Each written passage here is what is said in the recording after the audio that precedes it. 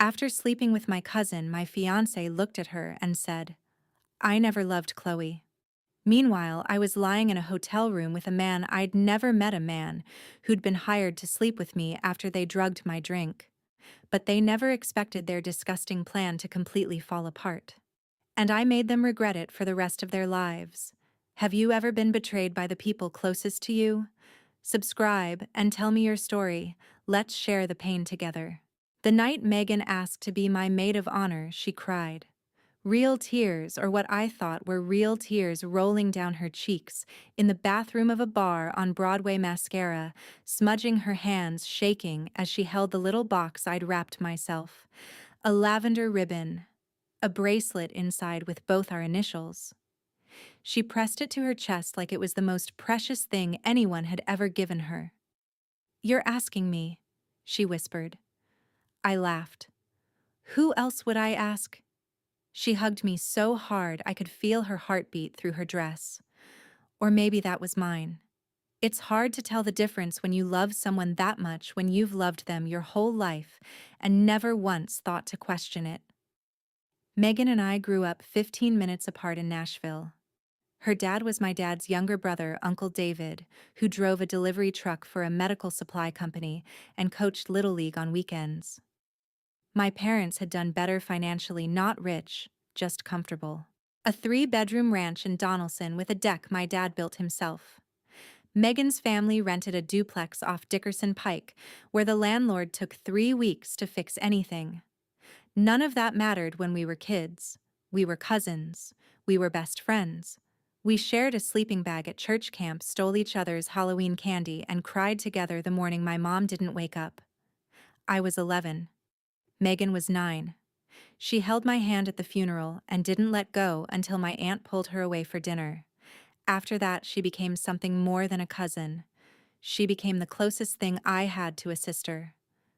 My dad did his best, but grief made him quiet, and quiet houses are hard to grow up in.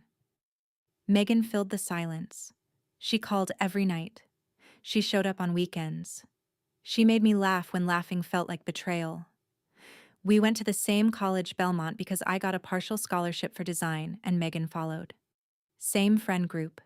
Same parties. Same Wednesday night trivia team at a bar near campus that served pitchers for $12. I studied graphic design.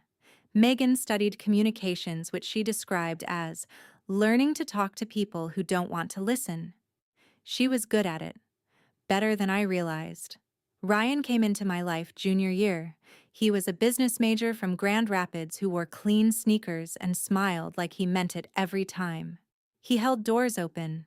He remembered what I ordered at restaurants. He asked about my mother the second time we went out, not in the prying way people sometimes do, but like he genuinely wanted to understand the shape of my life. Megan approved.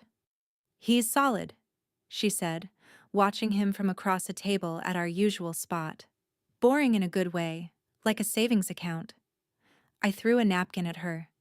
But she was right, or I thought she was.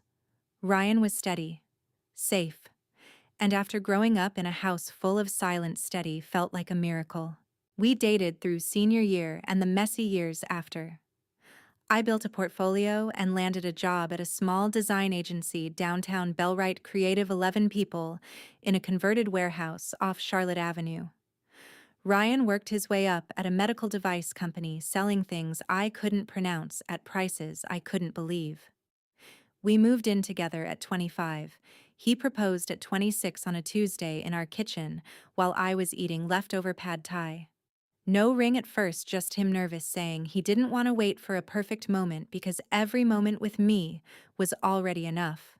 The ring came 3 days later. Nothing extravagant. A modest diamond on a thin gold band. I loved it because he'd picked it himself. No help from Megan. No Pinterest board. Just Ryan in a jewelry store on West End, making a decision that felt like him. Megan threw herself into the wedding planning like it was her own. Venue tours, caterer tastings, a shared Google Doc with a color-coded timeline that she updated more often than I did. She designed the invitations herself, a favor, she said, because she loved me, and because she'd taken a calligraphy class once and needed to justify the $200. Everyone said the same thing. "You're so lucky to have her." Ryan said it too. "Your cousin's been amazing with all this. We're lucky to have her." I believed them. I believed all of it. Grandma Ruth didn't. She never said it outright, not then.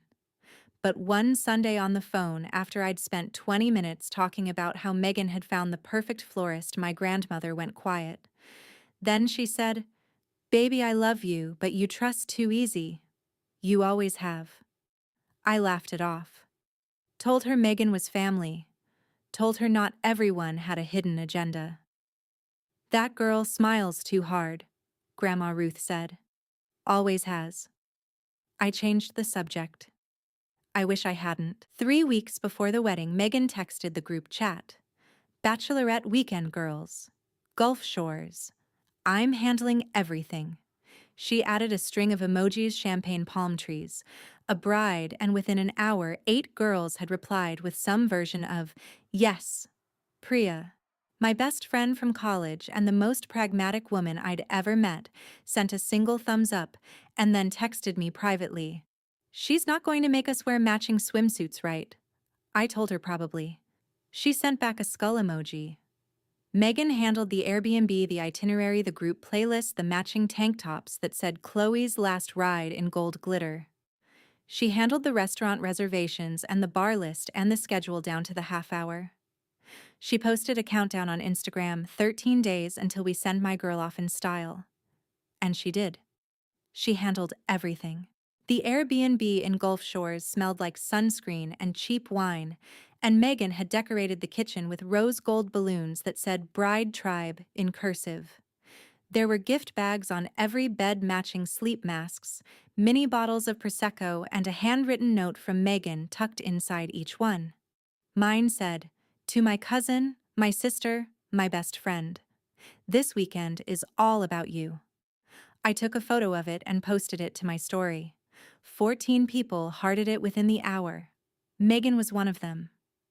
The first night was everything a bachelorette is supposed to be. Loud music, bad dancing, too many group photos on the deck overlooking the water. The girls wore the matching tanks. Priya showed up in hers with visible reluctance and a bottle of tequila that cost more than the tank top. "If I'm wearing glitter," she said, "I'm drinking the good stuff." By 10 o'clock, the house was buzzing. Someone had connected a speaker to a playlist that was half 90s throwbacks, half songs I didn't recognize. Megan moved through the house like a hostess at a party she'd been planning her whole life, refilling glasses, adjusting music, pulling people into conversations. She was magnetic. She always had been. Around 11, she appeared beside me in the kitchen holding 2 drinks. One was a standard margarita. The other was in a pink tumbler with my name written on it in her handwriting. "Special bride drink," she said, handing it to me. "My own recipe. Vodka pineapple, a little coconut. You'll love it." I took it without thinking. It was sweet. Tropical. A little too strong, but I was celebrating, so I didn't mind. Megan clinked her glass against mine and smiled a wide, warm smile that I'd seen 10,000 times before. "Tonight's your night, Chloe." I finished the drink. She made me another. By the time I started the second, something felt off. Not drunk off. Different. The room softened at the edges. My legs felt heavy. My thoughts came slower, like they were moving through syrup. I set the glass down and gripped the counter. "You okay?" someone asked. "Just tired," I said. But I wasn't tired. I'd been tired before. This was something else, a fog rolling in from somewhere I couldn't name, thick and deliberate. Megan was beside me instantly. "I've got her. She's been going nonstop all day. I'll take her to bed." Her arm around my waist, her voice calm, practiced. The other girls nodded and went back to dancing. Priya glanced over, but Megan was already guiding me toward the door. I remember fragments. The car. Megan's perfume vanilla and something sharper underneath. The sound of a turn signal. A parking lot I didn't recognize. An elevator. The hum of a hallway with carpet that swallowed footsteps. A door opening. A bed I'd never seen before. then nothing. When I opened my eyes, the room was dim. A hotel room, beige walls, blackout curtains, half-drawn a television mounted on the wall across from the bed. The clock on the nightstand said 3:14 a.m. My mouth tasted like metal and something chemical. My head pounded. My dress was still on. My shoes were off, placed neatly by the door. A man sat in the armchair by the window, fully dressed, legs crossed. A glass of water on the table beside him untouched. He wasn't looking at me. He was looking at my phone, which was face up on the desk, the screen dark. I tried to sit up. The room tilted. "Don't rush it," he said. His voice was calm, not threatening, not kind either, just even. "You were drugged. You need water." I grabbed the edge of the nightstand. "Who are you?" He looked at me then. 40-ish, clean cut, expensive watch, shoes that cost more than my rent. "My name's Jake. I'm not going to hurt you. I was supposed to, but I'm not." Those words didn't make sense. They sat in the air between us like something that needed to be translated. He stood slowly, picked up the water glass, and set it on the nightstand within my reach. Then he stepped back. Deliberate distance. "A girl hired me through an app," he said. "Paid me $2,000 on Venmo. When I got here, you were already on the bed. Out cold." He paused. "I almost left. Then your phone lit up." He pointed to it. I reached for it, hands shaking. The lock screen, a photo of me and Ryan at a pumpkin patch last October, his arm around me, both of us squinting into the sun. "That guy in your photo," Jake said. "Ryan Beckett. We were in the same fraternity at Vanderbilt. I haven't talked to him in years.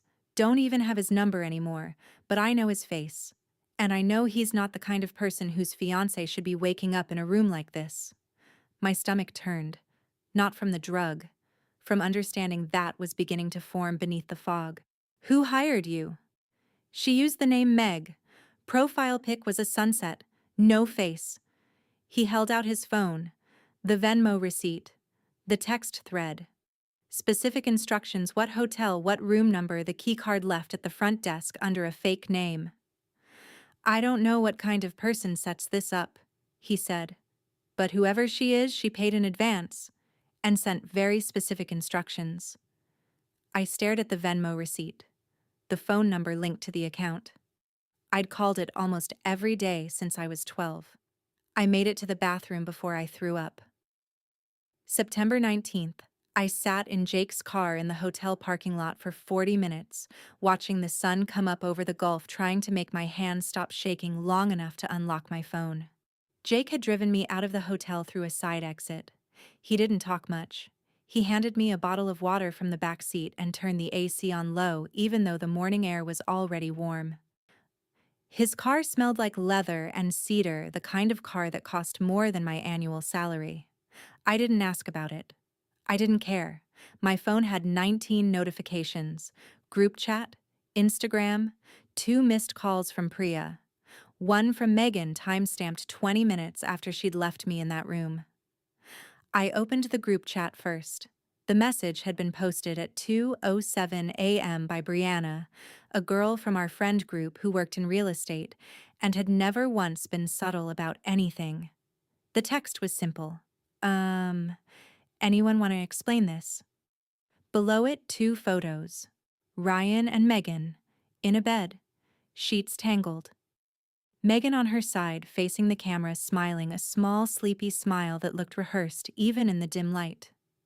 Ryan behind her, shirtless face half buried in the pillow. The second photo was wider. Her dress on the floor.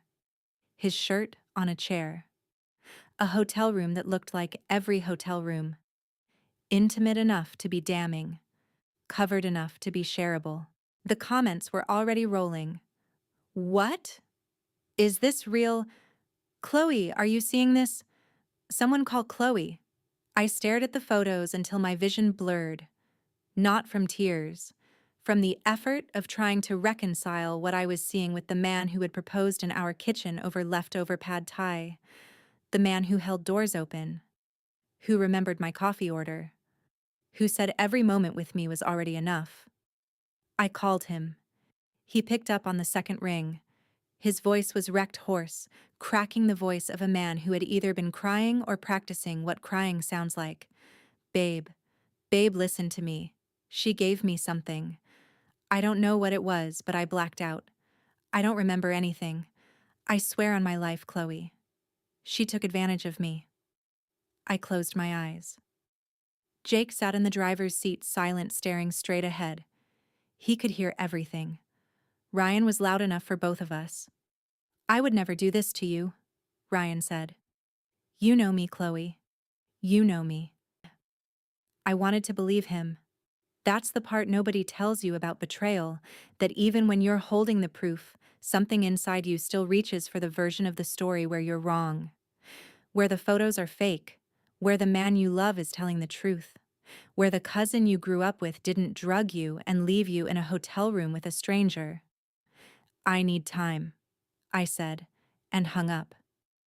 For 10 minutes, I sat with the phone in my lap reading the group chat scroll. People picking sides. People demanding answers. People performing outrage because that's what group chats are for. Then I called Megan. She answered on the first ring. Too fast. Like she'd been waiting. Chloe. You can have him. Silence. 5 full seconds. I counted. Chloe, I'm so sorry. I never meant for... I'm not fighting over a man, Megan. If he's what you want, take him. I hung up before she could finish. My hands were steady now, not because I was calm, because something inside me had gone cold the way a bone goes numb right before you realize it's broken. You can still move. You can still function. You just can't feel the thing that's cracked underneath. Jake spoke for the first time in 20 minutes. Are you sure about that? No, I said, but I can't think right now. I need to go home. He drove me back to the Airbnb. I packed my bag while the other girls were still asleep or pretending to be. Priya was on the porch, coffee and handphone in the other. She stood when she saw me. Don't, I said. Not yet. She nodded, handed me the coffee instead. I took it, got in my car, and drove 4.5 hours back to Nashville with the radio off and the windows down. At home, I sat at my kitchen table, the same table where Ryan had proposed, and did the first thing that made sense. I opened my laptop. I created a new folder, named it Insurance. And I saved every screenshot Jake had sent me, the Venmo receipt, the text thread, the instructions, the app profile Megan had used. I emailed copies to myself. Then I copied everything to a USB drive I kept in my desk drawer at work, behind a box of business cards nobody ever used. I didn't know what I was going to do with any of it. I didn't have a plan. I just knew that deleting it would mean trusting people who had already proven they couldn't be trusted.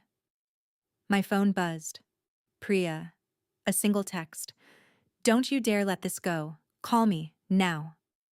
I stared at it for a long time. Then I plugged my phone into the charger, turned off the screen, and went to bed. I thought giving him up would end it. I thought stepping back would be enough. But I didn't understand Megan yet. Not really. Being given something wasn't winning, and Megan needed to win. 0920. For 2 weeks, I did what heartbroken people do. I went to work. I came home. I ate things I couldn't taste and slept in a bed that felt too big, even though Ryan had already moved his stuff out 3 days after I got back from Gulf Shores. He'd done it while I was at the office, efficient surgical. His clothes, his Xbox, his protein powder from the kitchen counter. He left the engagement ring on the bathroom sink like a tip at a restaurant. The apartment was quieter without him, but not emptier. That surprised me. I'd expected to feel the absence like a missing wall, something structural. Instead, it felt like someone had removed a piece of furniture I'd been walking around for years. The room was the same. My path through it just changed. At work, I stared at screens and moved pixels. Bellwright Creative ran on deadlines and client calls and the gentle fiction that everyone was fine. Nobody asked about the wedding. Word travels fast in a small agency, 11 people, no secrets. My boss Diane left a coffee on my desk one morning with a sticky note that said, "No rush on the Harding file." That was as close to sympathy as the workplace got. I appreciated it. The friend group was a different story. Nobody called. A few texted careful, neutral messages that read like rough drafts. Thinking of you. Here if you need anything. So sorry about everything. The word everything doing the heavy lifting, covering the affair, the photos, the bachelorette, the fact that nobody had noticed what was happening until it was already done. Megan, meanwhile, was filling the silence. I heard it secondhand at first, comments that drifted back to me through the friend group like smoke through a cracked window. Chloe overreacted. Ryan and I just happened. You can't control who you fall for. She told me to take him. Her words. She posted a photo on Instagram, her and Ryan at a brunch spot in the Gulch Mimosas, his arm around her shoulder. The caption, "Sometimes life surprises you." 43 likes. A heart eyes emoji from Brianna. I put my phone face down on the counter and didn't pick it up for the rest of the night. On a Thursday afternoon, Priya showed up at my apartment with Thai food and a legal pad. She'd driven from her office in Franklin, still wearing her blazer, hair pulled back, the expression of a woman who had been patient long enough. "Eat first," she said. "Then we talk." We sat on my couch with containers of pad CU and spring rolls. Priya ate methodically, the way she did everything. When the food was gone, she set down her chopsticks and looked at me. "Tell me everything, from the drink," I told her. The special bride drink, the fog, the hotel room, Jake, the Venmo receipt, the text thread, the photos on the group chat, Ryan's crying phone call, Megan's 5 seconds of silence before the performance began. Priya listened without interrupting. When I finished, she was quiet for 10 seconds. Then she said, "Chloe, that's a felony." "What?" "What Megan did. Drugging someone without their knowledge and placing them in a situation of sexual vulnerability. That's not cousin drama. That's not girl drama. That's attempted sexual assault by proxy. In the state of Alabama where it happened, that carries prison time." The word prison sat between us like something breakable. "If you want to pursue this," she said, "we can. But we need more than what you have. Jake's testimony is strong. The Venmo receipt is strong. But we need to connect it directly to Megan, her real identity, not a sunset profile pic. And we need a formal statement from Jake." "He offered," I said. "He called 2 days ago. Said he'd talk to his lawyer." Priya raised an eyebrow. "He has a lawyer." "He has a legal team. He owns a chain of auto dealerships across Tennessee." Both eyebrows now. "So he's not some random guy." "No. He's Ryan's old fraternity brother. They lost touch years ago. He didn't even have Ryan's number. Megan hired him through an app without knowing who he was." Priya leaned back. "She hired her target's fiancé's old friend to assault her own cousin. That's not just sloppy, that's arrogant." "She didn't think I'd ever find out." "No," Priya said. "She didn't think you'd ever fight back." The next morning, Jake called. His voice was different from the hotel, warmer, less guarded. "I've been thinking about what happened," he said. "I talked to my attorney. I'm willing to make a formal statement. Signed, notarized, whatever your friend needs." I thanked him. He paused. "I also want to offer something else. I have a forensic tech on retainer, a guy who handles digital evidence for insurance fraud cases. Metadata, cloud recovery, the whole thing. If your cousin was sloppy enough to use Venmo, she was sloppy with other things too." He cleared his throat. "No charge. Consider it my way of making right what I almost did wrong." "I'm not looking for a rescue," I said. "I know. I'm not offering one. I'm offering a tool. What you do with it is your business." That night, Grandma Ruth called. She didn't know the details yet, just that the wedding was off and that Megan was involved. I gave her the short version. She was quiet for a long time. Then she said, Baby, I told you about that girl. Now what are you gonna do about it? I don't know yet. Yes, you do, she said. You just haven't said it out loud. She was right. Something was building inside me. Not anger. Something sharper, steadier. And then Megan made her next move, and I realized I hadn't even seen the worst of it yet. September 23rd. Megan wasn't finished. I know that now. But at the time, I still believed the worst was behind me, that giving up Ryan was the price, and I'd already paid it. The first sign came on a Monday. I was at my desk at Bellwright halfway through a logo revision for a dental clinic in Brentwood when my coworker Jess leaned over the partition between our desks. She had the expression people wear when they're about to say something they wish they didn't have to. Hey, she said. Did you go out in Gulf Shores? Like with someone? My stomach dropped. What do you mean? She turned her phone toward me. A photo me unconscious on the hotel bed. Still in my dress shoes, off hair across the pillow. The angle made it look like I'd passed out drunk. The lighting was dim, unflattering. It had been sent to Jess in a DM from an account with no profile picture and a username that was just numbers. A couple of us got this, Jess said quietly. I don't know who's sending it, but the caption said, "This is the Chloe nobody sees." I couldn't speak. I stared at the photo at myself helpless on a bed I hadn't chosen in a room I hadn't walked into. Megan had taken it. She'd stood over me, pulled out her phone, and pressed the shutter. Not as evidence. As ammunition. Something to store. Something to use later when the moment was right. And now the moment was right. By Tuesday, 2 more people at the agency had received it. By Wednesday, it had reached at least 4 people in our friend group, the same ones who'd already gone quiet. The anonymous account sent it with variations of the same message. Just thought you should see who Chloe really is. She got wasted and went home with a random guy at her own bachelorette.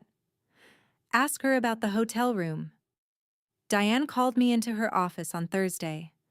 She closed the door, which she never did. I want you to know, this isn't a disciplinary conversation, she said, which is something people only say when it almost is. But 2 of our clients received an anonymous message with a photo. They're asking questions. I lost the Brentwood dental account that afternoon. The other client, a boutique fitness studio, asked to pause the project. Pause. The word people use when they mean stop, but don't want the paperwork. I sat in the parking lot after work and called every person in our friend group I could think of. Most didn't pick up. The ones who did were careful, measured. The way people talk when they've already decided whose version they believe, but don't want to say it out loud. Lauren, who I'd known since sophomore year, answered on the 4th ring. I'm not taking sides, Chloe, but maybe some space would be good for everyone. Space from what I didn't do anything. A pause. Meg showed us some stuff. And I just think I don't know. Maybe you're going through a lot right now. Maybe just take some time. I hung up. The word stuff echoed. Megan wasn't just sending the photo. She was narrating it, framing context around it, telling people I was unstable, unraveling that I'd threatened her during our phone call, that I was dangerous. She was rewriting the story, and in the new version, she was the victim. That night, I sat on my bathroom floor and cried for the first time since Gulf Shores. Not the quiet kind. The kind that comes from the bottom of your lungs, ugly and loud and useless. I cried because I'd given him up. I'd stepped aside. I'd done the thing you're supposed to do when someone takes something from you and you don't want to fight. And Megan had looked at my surrender and decided it wasn't enough. Being given something wasn't winning. She needed me to lose. Priya came over the next morning before work. She took one look at me and said, "This is exactly what she wants. You falling apart. You going quiet. You disappearing. That's her endgame." Then what do? You stop being sad and start being smart. She was right. And I had Jake's forensic tech waiting for my call. His name was Dennis, a quiet man with wire-rimmed glasses who worked out of a converted garage in Murfreesboro. Jake had already briefed him. I brought my laptop, my phone, and the USB drive from my desk at work. Dennis plugged things in open software I'd never seen and started pulling threads. The photos of Ryan and Megan, the ones Brianna had posted in the group chat at 2:07 a.m., still had their original metadata intact. Dennis pulled it up on screen and let me read. Device iPhone 14 Pro. Owner profile M. Chambers. Megan's phone. Not Brianna's. Not a bystander's. Megan had taken the photos herself, sent them to Brianna, and Brianna had posted them thinking she was breaking news. The timestamps were 3 minutes apart. 1:44 a.m. 1:47 a.m. The GPS coordinates matched a Hampton Inn off I-65, the hotel where the bachelor party had been. Look at the lighting, Dennis said, zooming in. Consistent across both frames. Same angle. The second shot is wider, but the light source hasn't moved. She set this up. And this, he said, pulling up the EXIF data. The focus point in both images is on her face, not his. She's posing. I stared at the screen. In the photo, Megan was smiling. A small, satisfied smile. The kind you practice in a mirror until it looks like it happened by accident. These aren't drunk photos, I said. No, Dennis said. These are planned. I saved everything. Cloud, USB, email to myself. Hard copies in a folder that I drove to Grandma Ruth's house and put in the fireproof safe she kept in her hall closet, the one she'd bought at Home Depot for $89 after a neighbor's house flooded in 2019, 3 copies minimum. That's what Priya had told me. I made 4. But the metadata wasn't the worst thing I found that night. That came later, after Dennis ran a cloud recovery on Megan's backup, the one she'd synced to a shared family iCloud account that Uncle David still paid for and had never thought to restrict. Buried in a deleted text thread dated 3 days before the trip was a conversation between Megan and Ryan. And that changed everything. The text thread was still on Megan's cloud because she'd backed up her phone the week before the trip and never thought to check what came with it. Dennis recovered it in under an hour. He printed it out 12 pages and set it on the table between us without comment. I read it in his garage, sitting on a folding chair with the hum of a dehumidifier in the corner and the smell of old carpet underneath me, page by page, message by message. 3 days of conversation between my cousin and my fiancé, laid out in timestamps and gray bubbles. It started small. Megan texting Ryan about logistics for the bachelor party, where the guys would stay, what time they'd arrive. Normal enough. Then it shifted. A message from Megan at 11:23 p.m. 3 days before the trip. Everything's set for Saturday. She won't remember anything. I've got the room booked and the guy confirmed. Ryan's reply 16 minutes later. And nobody sees me leave with you. Megan, I'll handle the girls. You just make sure you're in the room by midnight. Ryan, what about the photos? Megan, I'll take them. Brianna will post. She thinks it's gossip, not a plan. I set the pages down. My hands weren't shaking anymore. They should have been, but something had shifted inside me, a gear catching a new track. The way a car sounds different when you drop it into a lower gear on a steep hill. Not faster, just more deliberate. Ryan knew. He'd known 3 days before the trip that Megan was going to drug me. He'd known about the hotel room, the stranger, the photos. He hadn't warned me. He hadn't hesitated. He'd asked about logistics. Just make sure nobody sees me leave with you. That was the sentence that kept repeating. Not, is she going to be okay? Not, this is insane. Not even, what if we get caught? Just operational details from a man coordinating his own betrayal like a sales call. I drove home in silence. No radio, no phone, just the road and the sound of my own breathing. At a red light on Thompson Lane, I sat through 2 green cycles before the car behind me honked. That night, Dennis sent me one more file, a voice memo recovered from Megan's cloud dated the morning after the bachelor party. I opened it at my kitchen table with my headphones in and a glass of water I never touched. Ryan's voice. Relaxed, almost lazy. The voice of a man who had just woken up and hadn't put his mask back on yet. I don't love Chloe, never really did. She's just easy to be with. Safe. Predictable. Megan's voice off mic slightly muffled. Then why were you going to marry her? Because that's what you do. You find someone steady and you build a life. It's not about love. It's about structure. A pause. Then Megan again, closer now, almost a whisper. And me. You're different.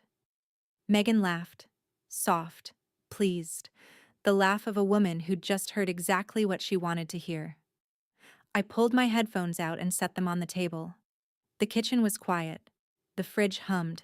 The clock above the stove ticked. I could hear my neighbor's TV through the wall, a laugh track. Something sitcom, something normal. Safe, predictable. Structure, 3 years. An engagement. A ring. He picked out himself at a store on West End. A proposal over leftover pad thai in our kitchen because every moment with you was already enough. And underneath all of it, this. A man who had never loved me and had never planned to, who had filed me under practical and kept looking. I didn't cry. I'd used that up on the bathroom floor. What I felt instead was something colder, something that settled into my spine and straightened it. Like the last piece of a puzzle clicking in, not a pretty picture, but a complete one. The next morning, I called Priya, told her about the texts, played her the recording over speakerphone. She was silent for 10 seconds after it ended. Tennessee is a one-party consent state, she said. Megan recorded that herself. It's admissible. I know. Chloe, this isn't just evidence of an affair. The text thread shows premeditation. Ryan had advanced knowledge of a drugging and participated in the cover-up. That's not a cheating boyfriend. That's a co-conspirator. I know. Another pause. What do you want to do? I looked around my apartment. The kitchen table where he'd proposed. The hook by the door where his jacket used to hang. The ring he'd left on the bathroom sink like spare change. I want all of it organized, I said. Timeline. Evidence. Every piece indexed and backed up. I want it ready. Ready for what? I'll know when I get there. That week, I worked late every night. Not at the agency, at home on my laptop building a case the way I'd build a design project. Layers, structure, color-coded folders on a drive that only I could access. The Venmo receipt. The text thread. The metadata analysis. The voice memo. Jake's formal statement notarized and signed. Screenshots of the anonymous messages sent to my coworkers. A timeline that started with bachelorette trip and ended with reputation destruction. Priya reviewed everything on Saturday morning over coffee at her kitchen table in Franklin. She flipped through the printed folder tabs, labels, page numbers, and looked at me over the rim of her mug. You know what this looks like, she said. What? A prosecution file. On Tuesday, Megan stopped by my apartment. No warning. Just a knock at 7 p.m. while I was heating leftover soup on the stove. I opened the door and there she was. Leggings, oversized sweater, hair in a bun. The casual uniform of a woman pretending nothing was wrong. Hey, she said. Can I come in? I just want to talk. I let her in. Not because I wanted to, because Priya had told me let her talk. People who are scared talk too much, and people who talk too much say things they shouldn't. Megan sat on my couch and spoke for 20 minutes. She was sorry. She never meant for things to get this complicated. She and Ryan just happened. She hoped we could still be family. She missed me. While she talked, her eyes moved. Across the kitchen counter. Over my desk. To the laptop closed, but there. To the stack of mail beside it. She was scanning. Cataloging. Looking for signs that I was doing something other than grieving. You look tired, she said. Are you sleeping okay? I'm fine. I know things are weird right now, but we're family, Chloe. That doesn't change. She stayed another 5 minutes, then left. I closed the door, locked it, leaned against it. My phone buzzed. Priya, who I'd texted when Megan knocked. Well, she wasn't checking on me, I typed. She was checking if I'm doing anything. Good. That means she's nervous. She should be. Scared people get sloppy, Priya wrote. Let her. The next morning, Ryan filed for the wedding venue deposit refund in both our names without telling me. I found out from an email confirmation that went to our shared account, the one I hadn't gotten around to closing. $4,200 returned to a bank account only he had access to. He wasn't just moving on. He was erasing me. Line by line, account by account, as if the life we'd planned together was a subscription he'd finally gotten around to canceling. I forwarded the email to Priya. Then I opened my evidence folder and added it to the timeline. 12:50, Megan filed the restraining order on a Tuesday. I found out from a process server who knocked on my door at 7 in the morning while I was still holding my coffee. The paperwork was neat, typed, professional. Megan alleged that I had made threatening phone calls, showed up at her apartment uninvited, and exhibited erratic and unstable behavior following our personal disagreement. She described herself as fearful for her safety. She used the word harassment 4 times in 3 pages. Ryan had signed a supporting affidavit. His statement described me as increasingly volatile and prone to emotional outbursts. He expressed concern for Megan's well-being. He used the phrase, "I believe she is capable of escalation," a sentence so perfectly constructed it had to have come from someone else's mouth. I stood in my doorway reading it while the process server waited for my signature. The coffee in my left hand had gone cold. A neighbor walked past with a dog, glanced at the uniformed man, and looked away quickly, the universal signal for, "I saw that, but I'll pretend I didn't." I signed. The server left. I closed the door and called Priya. She filed a TRO, I said. Temporary restraining order. Ryan signed as witness.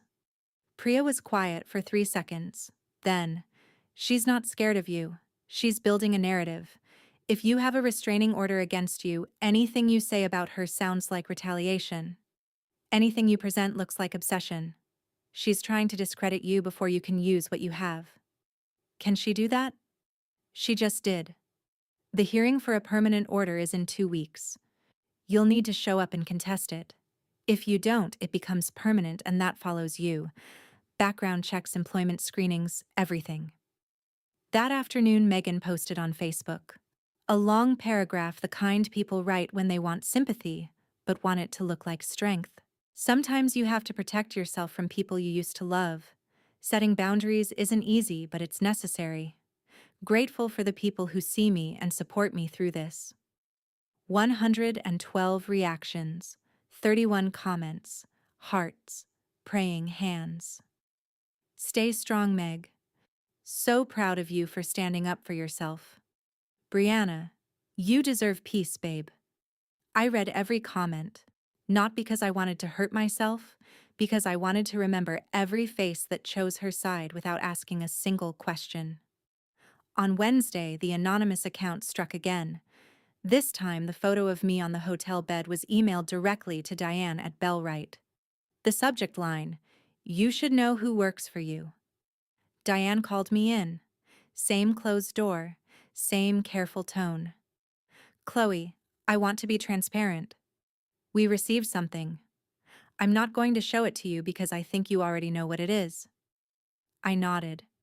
"Personally, I believe you," she said, "but the partners are asking questions I can't answer.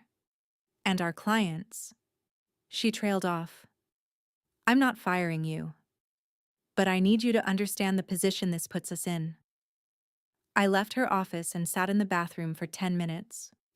Not crying, just breathing. Counting the tiles on the wall because counting something concrete was easier than counting the things I was losing. my job, my friends, my reputation. My cousin had systematically detonated every corner of my life, and she was doing it from behind a Facebook post about boundaries and self-care. That evening, I drove to Grandma Ruth's house. She lived in the same two-bedroom bungalow in Madison she'd lived in since 1987, floral curtains, a porch swing that needed oil, a kitchen that always smelled like something baking even when nothing was. She took one look at me and started heating soup. She didn't ask what happened. She waited. Grandma Ruth had always understood that silence before a story isn't emptiness, it's the story finding its legs. I told her everything: the restraining order, the Facebook post, the email to my boss, the way Megan was dismantling me piece by piece with a smile on her face and sympathy in her comments section. I told her I was tired, that maybe Megan had already won, that maybe it was easier to just let it all go and start somewhere else somewhere. Nobody knew any of this had happened. Grandma Ruth set a bowl in front of me, chicken and rice, steam rising. She sat across from me, hands folded on the table, and watched me eat 3 spoonfuls before she spoke. "Your mama would have burned that girl's world down by now," she said. "She had a temper like a match, quick and bright and gone before you could blink." She paused. "But your mama also burned herself with that temper. More than once." She reached across the table and put her hand on mine. "You're not your mama, baby. You're smarter than angry. You're patient. And patient people don't lose. They wait until the table's full and then they turn every plate over at once." I looked at her, 78 years old, 5'3", a woman who had buried a husband, a daughter, and a version of the world that made sense, and was still sitting upright at her kitchen table telling me to fight. "The rehearsal dinner," I said. "What about it?" "Ryan never canceled it. The venue's non-refundable.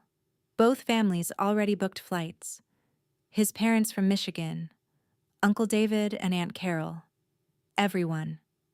Grandma Ruth's eyes narrowed, not with anger, with understanding. "Every person who's ever watched that girl smile and believed it," I said. "They'll all be in the same room, at the same table. And what are you going to do at that table?" "I'm going to show them who she really is." Grandma Ruth squeezed my hand. "That's my girl." I called Priya from the driveway. Then I called Jake. The rehearsal dinner was in 9 days. Ryan's parents were flying in from Grand Rapids. Uncle David had booked a hotel off Briley Parkway.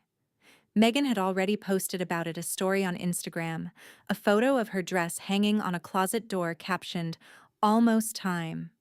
She was right about that. 9 days. I had the Venmo receipts, the text thread, the metadata, the voice memo, Jake's notarized statement, the anonymous email trail, the restraining order paperwork that proved she was scared enough to try silencing me through the courts. I had everything I needed. I just had to hold it together long enough to walk through that door and sit down at the table she thought was hers. The rehearsal dinner was at a steakhouse on West End that Ryan's mother had chosen because she'd read a review in Southern Living and decided it was classic without being stuffy. White tablecloths, candles in glass holders, a private room in the back with 2 long tables pushed together and place cards written in Megan's handwriting because of course she'd volunteered to do the place cards. I arrived 12 minutes early.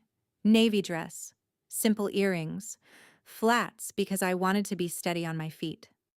My hair was down, which I almost never did because Grandma Ruth had told me that morning, "Wear it loose. You want to look like yourself, not like someone preparing for war." She was already there when I walked in, sitting at the far end of the table in a sage green dress, laughing at something Ryan's father had said. Ryan beside her, not touching her, but close. The distance between their chairs said everything their posture tried to hide. His parents had flown in from Grand Rapids the day before. His mother, Patricia, was arranging a gift bag at the head of the table. His father, Glenn, was nursing a bourbon and looking around the room the way men do when they're not sure why they're there but know better than to ask. Uncle David and Aunt Carol sat across from them. My uncle looked tired, the kind of tired that lives in the shoulders, not the eyes.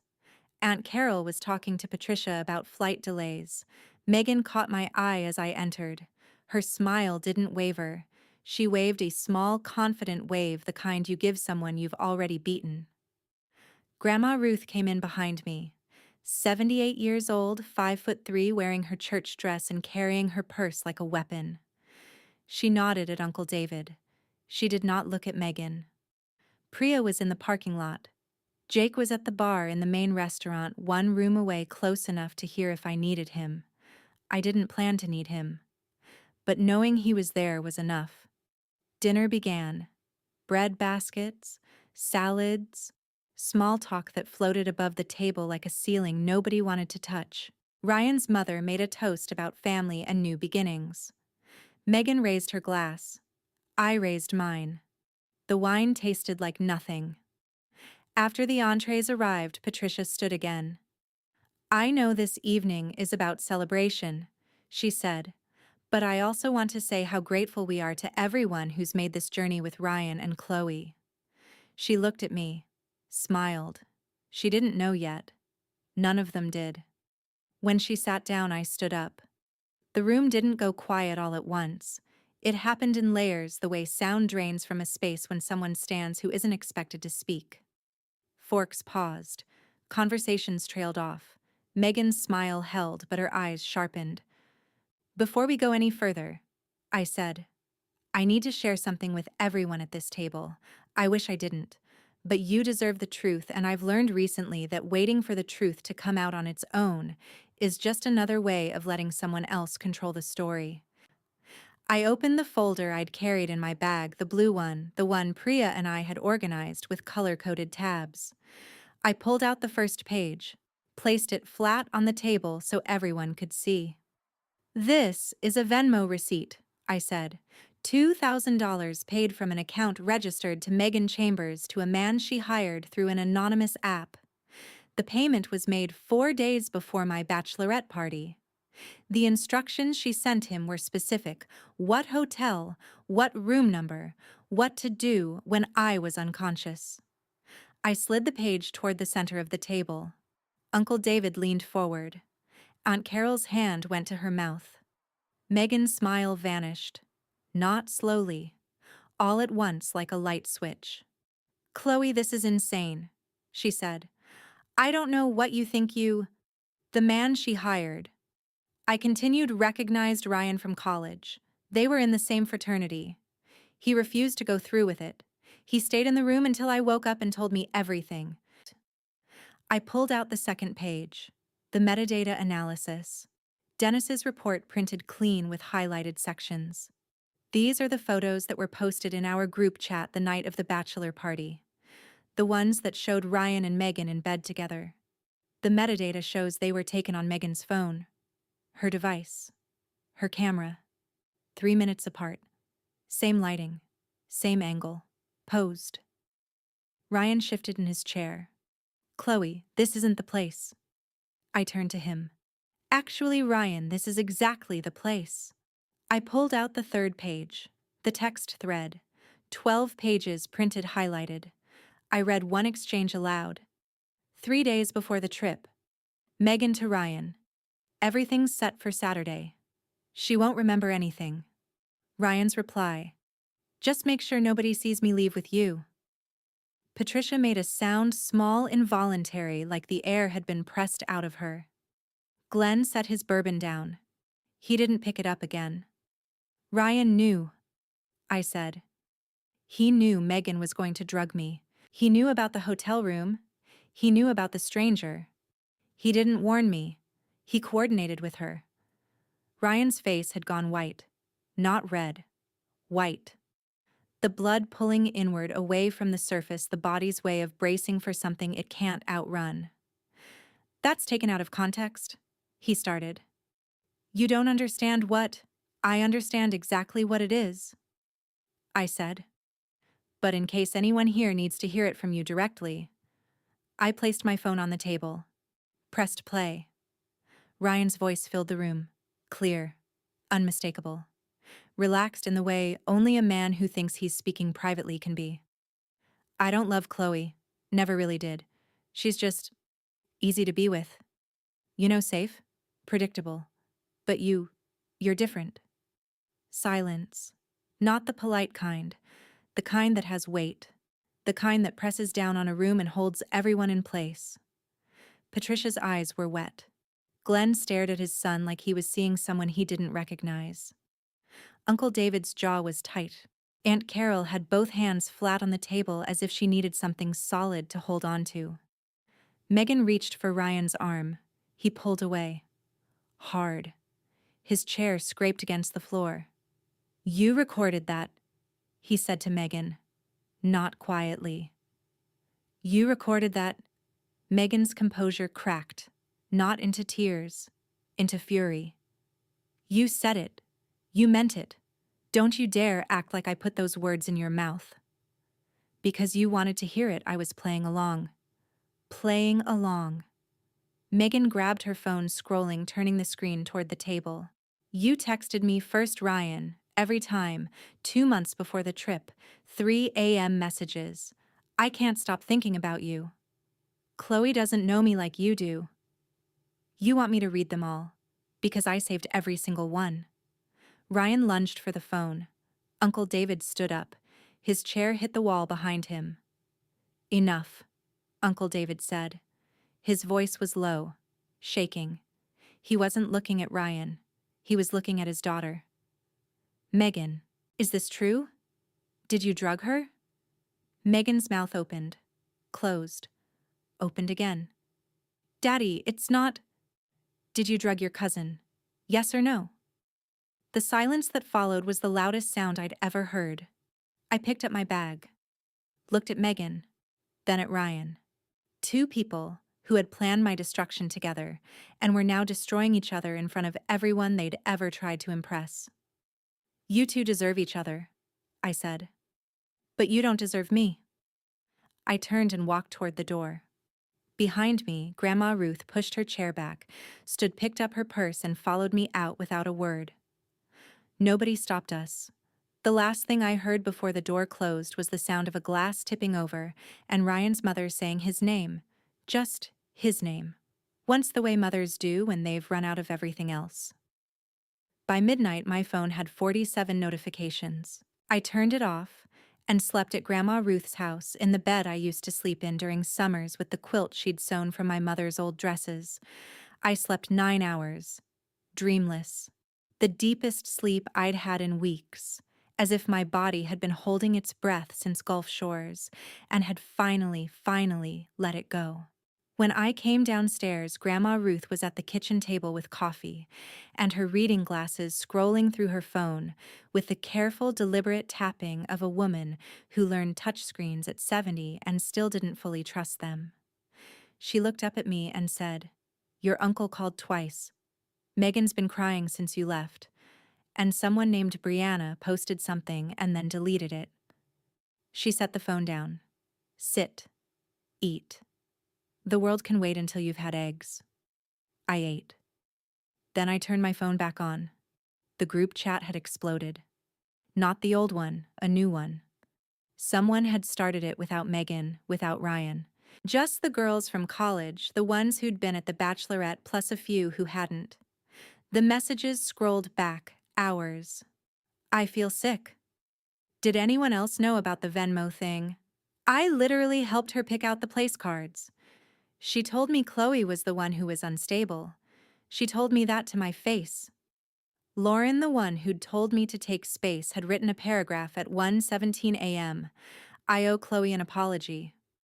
I believed Megan without asking a single question. "I don't know how to fix that, but I need to say it." I read it twice. I didn't reply yet. Priya called at 9. She was already in lawyer mode, sharp, organized, 3 steps ahead. "The restraining order hearing is in 6 days. Based on what happened last night, I'm filing a motion to dismiss. Megan's affidavit contains provably false statements." The judge will see the Venmo receipts, the text thread, and the metadata. Her credibility is gone. And Ryan's affidavit? Same. He described you as volatile and unstable while actively conspiring with the person who drugged you. His supporting statement collapses the moment we present the text thread. What about criminal charges? I talked to Jake's attorney this morning. Jake is filing his formal statement with the Gulf Shores Police Department today. Drugging someone without consent in Alabama is a Class B felony up to 20 years. Megan hired someone premeditated, paid in advance, and targeted a family member.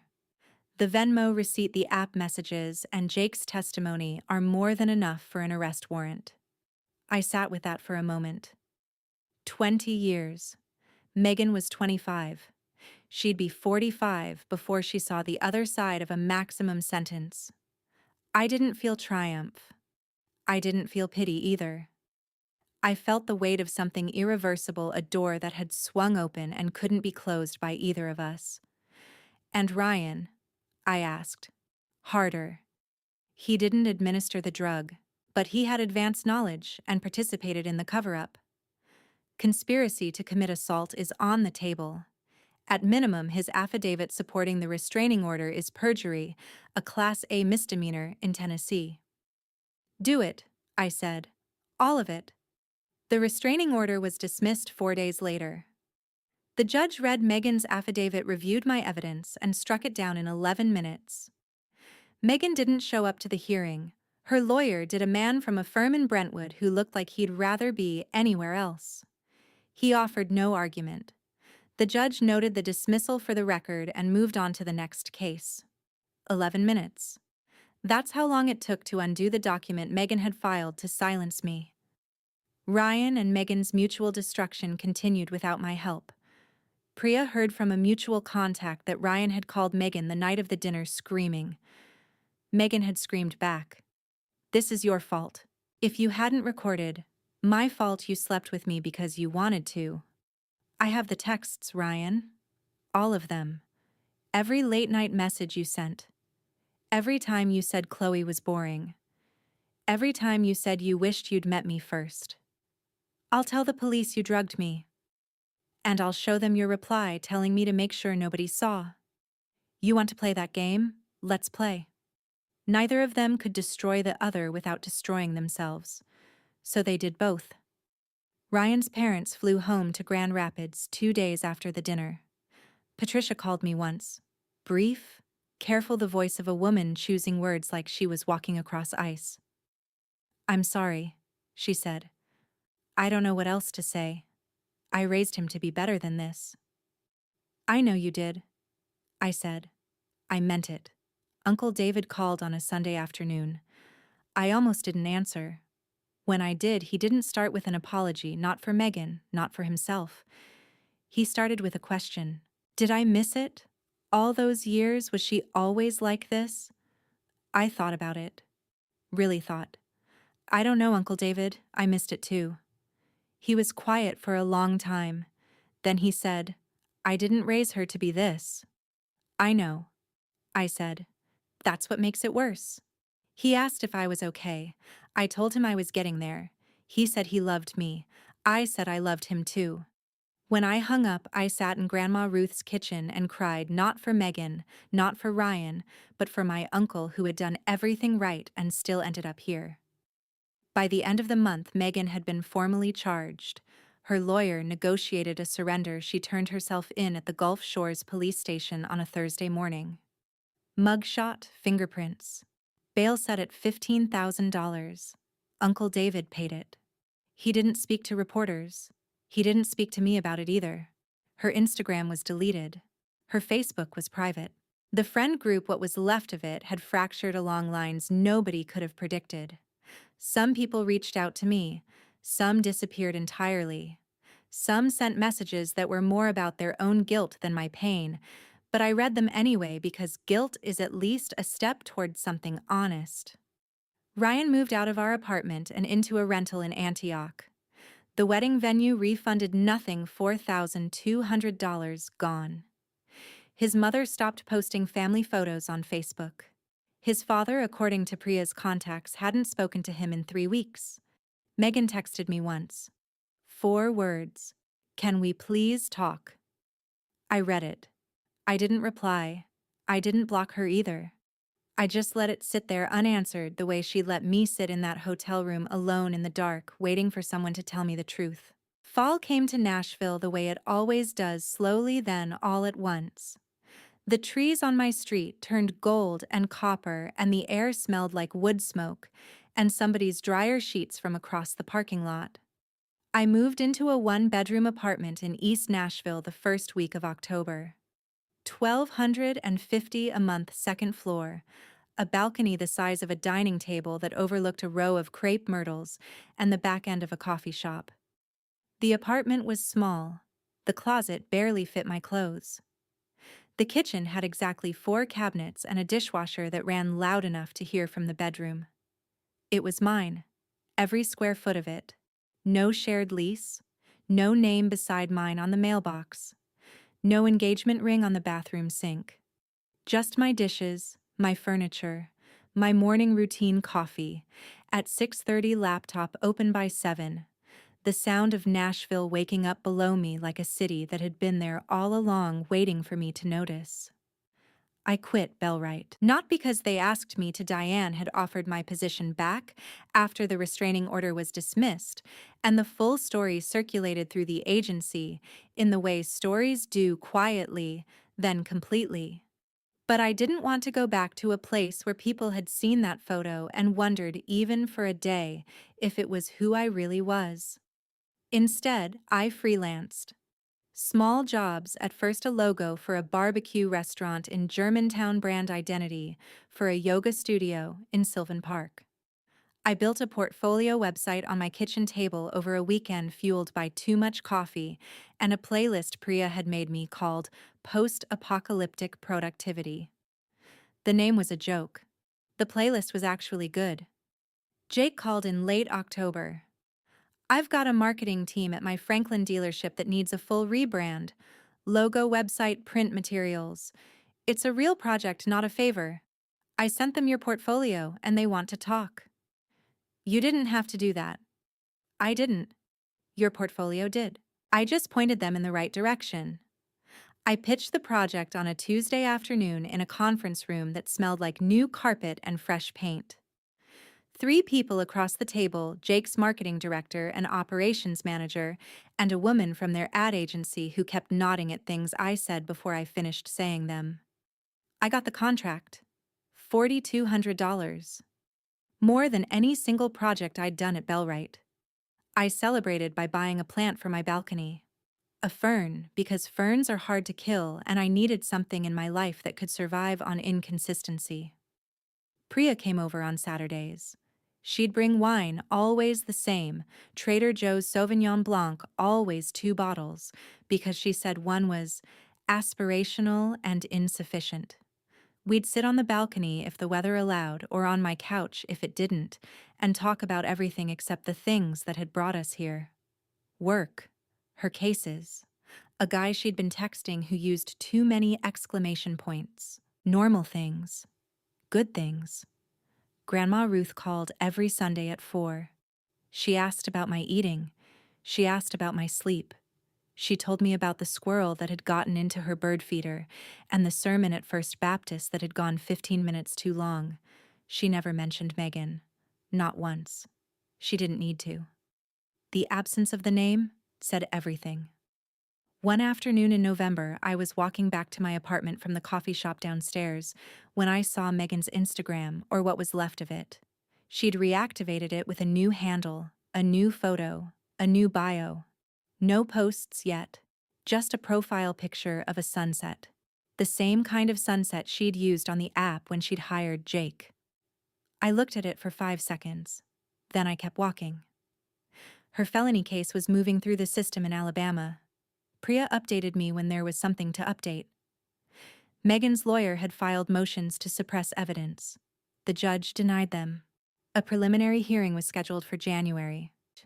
Jake had given his deposition. The Venmo records were entered into evidence.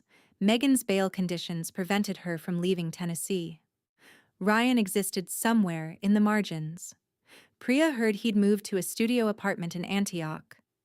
His company had transferred him to a smaller territory, fewer clients, less travel, the corporate equivalent of being put in a corner. Megan and Ryan had matched on a dating app 2 months after the dinner. Both swiped left. Priya told me that detail over wine, and I laughed so hard I almost knocked over the bottle. On a Thursday in early December, Jake and I met for coffee at a place on 8th Avenue. He looked different than the man in the hotel room, more relaxed, less guarded. He ordered black coffee and a blueberry muffin and split the muffin in half without asking if I wanted some. "For what it's worth," he said, "I'm glad my worst night turned into your way out." I looked at him across the table.